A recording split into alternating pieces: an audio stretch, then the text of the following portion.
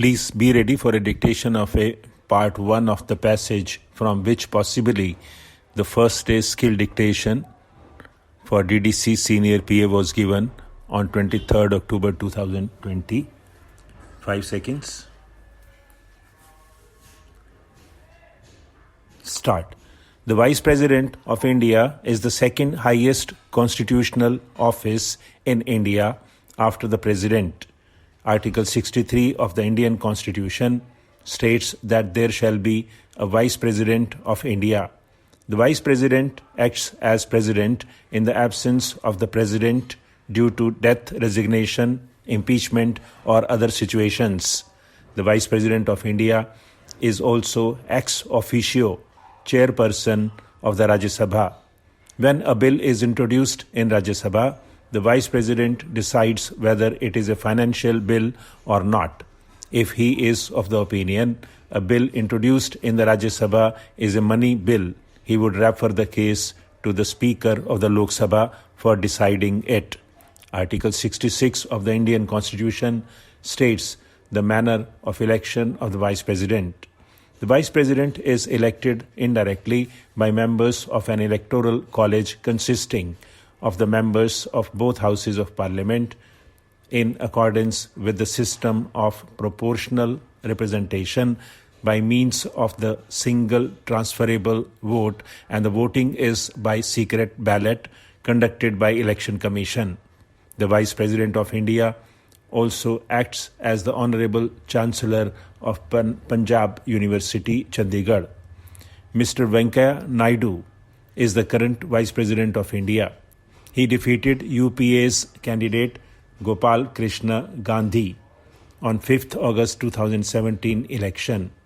As in the case of the President, in order to be qualified to be elected as Vice President, a person must be a citizen of India, having completed more than 35 years of age, not hold any office of profit. While in order to be a president, a person must be qualified for election as a member of the Lok Sabha, House of Peoples, the Vice President must be qualified for election as a member of the Rajya Sabha, Council of States. This difference is because the Vice President is to act as the ex officio chairman of the Rajya Sabha.